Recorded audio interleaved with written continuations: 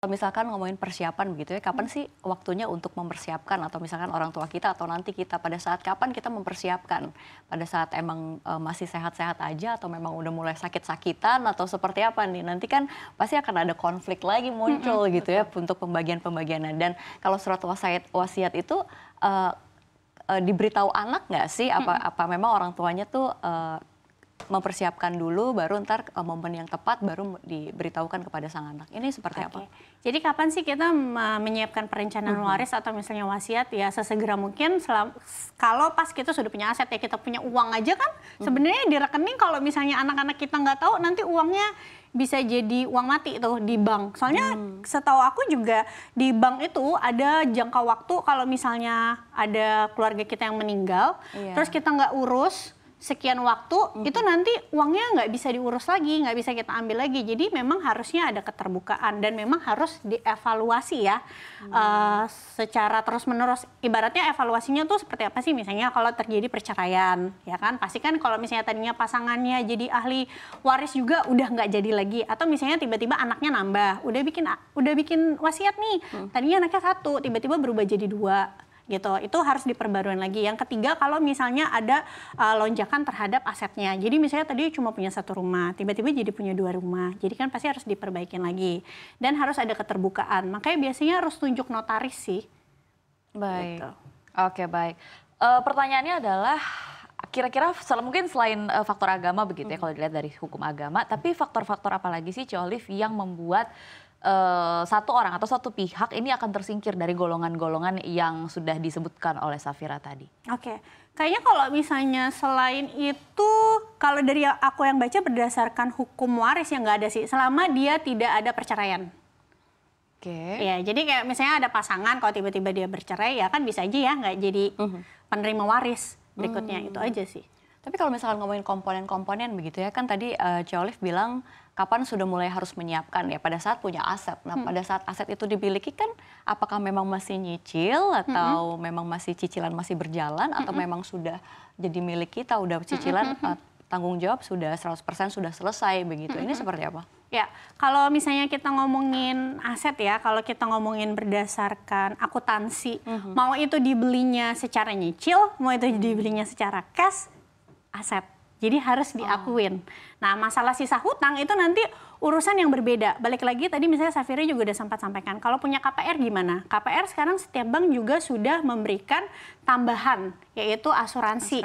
Asuransi atau biasanya banyak orang juga yang beli asuransi tambahan lagi, asuransi jiwa tambahan gitu. Jadi ibaratnya kalau rumah tersebut masih berjalan KPR-nya, si pemilik rumahnya meninggal, ada uang UP yang dikeluarkan. Sama juga seperti mobil gitu. Jadi harus tetap diakui sebagai aset. Nanti sisanya misalnya kalau masih ada hutang itu gimana? Karena kalau kita ngomongin waris ya, pertama kita total dulu nih asetnya semua. Katakan punya 5 miliar.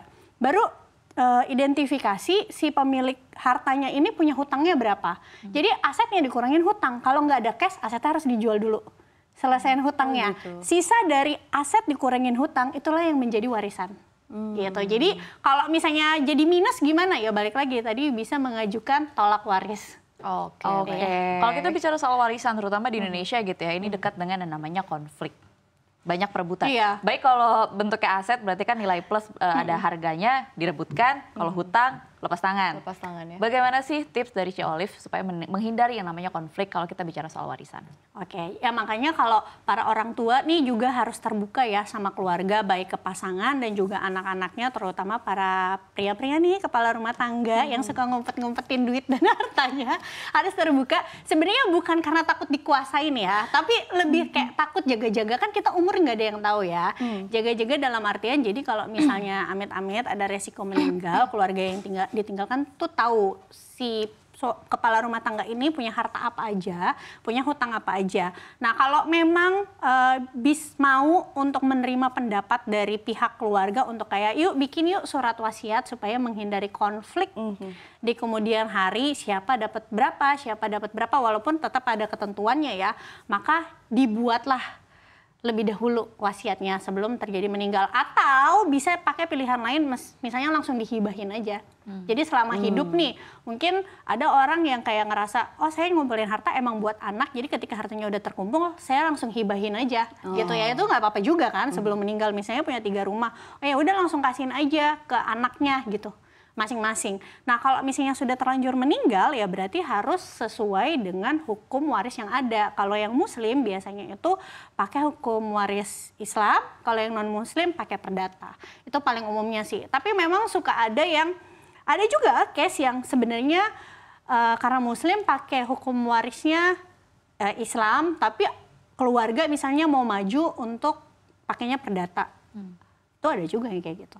Oh gitu, tapi tetap aja hak dan kewajibannya secara Islam atau seperti apa? Nah itu tergantung pengadilan nanti yang memutuskan seperti apa. Contoh ya, Nih correct me if I'm wrong, di hukum waris Islam itu kalau nggak salah ya, orang tua tuh dapat.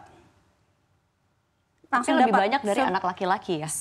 Aku lupa sih porsinya, tapi dapat. Tapi kalau di perdata, itu golongan 1 paling utama. Jadi kalau golongan 1-nya masih ada, golongan 2 nggak bisa dapat. Golongan 2 itu kan orang tua ya, kayak gitu. Nah mungkin aja bisa ada perbedaan pendapat di antara situ. Ya kita kan nggak pernah tahu ya, namanya orang mungkin ngerasanya kayak oh kayaknya istri dan anak lebih berhak. Yang pihak ini mungkin merasanya ya saya sudah membesarkan anak saya, mungkin saya juga berhak seperti itu. Mungkin katakan akhirnya banyak orang yang tidak membuat surat apa tadi namanya? Surat wasiat. Surat wasiat karena menghindari untuk konflik itu tadi. Jadi belum meninggal ya tapi nggak pengen konflik begitu. Jadi surat wasiatnya nggak dibuat. Kebanyakan gitu kan. Tapi begitu akhirnya yang namanya meninggal kan kita nggak ada yang tahu tiba-tiba. Lalu tiba-tiba akan ada nih golongan 2, golongan 3 yang merasa berhak sama harta yang seharusnya diberikan ke golongan 1. Pendapatnya Ci Olive seperti apa? Itu balik lagi harus sesuai dengan hukumnya karena kayak contoh ya. Ada juga yang pernah nanya sama aku, kalau misalnya waktu itu ada case kayak papaku udah meninggal, tapi tanteku minta bagian dari rumahnya papaku, padahal itu rumahnya papaku bukan warisan dari orang tuanya. Itu gimana? Berdasarkan hukum baik Islam dan juga perdata,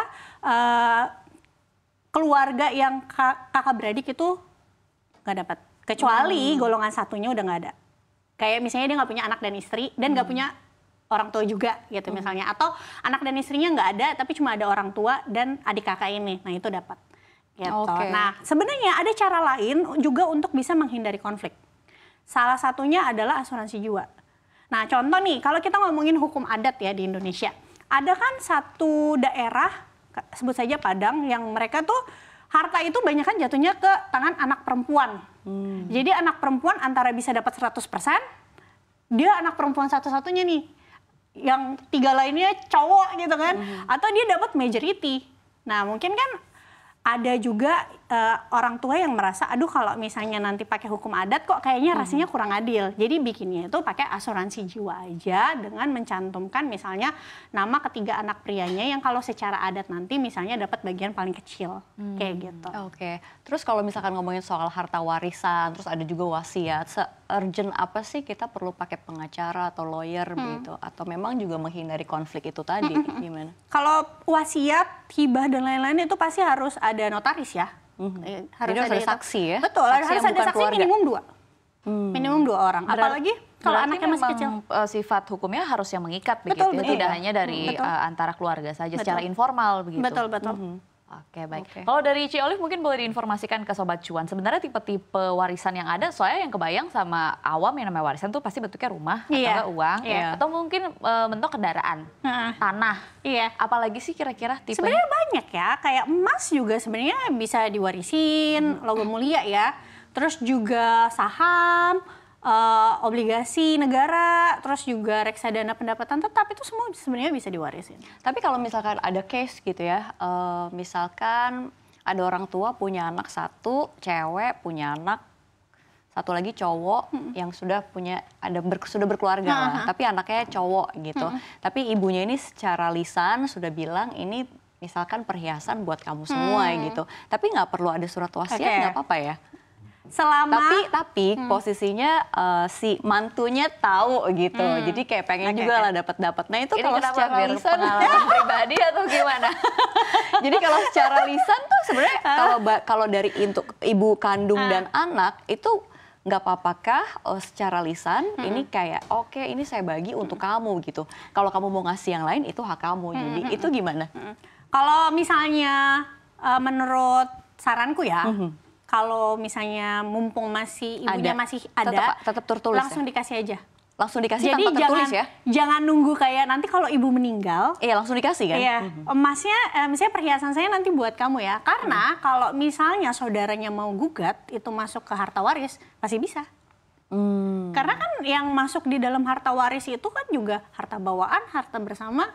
Maksudnya nggak usah tertulis nggak apa-apa kan? Secara lisan pun nggak kalau apa-apa? Baiknya lebih tertulis iya, ya? kalau si saudaranya mau gugat bisa.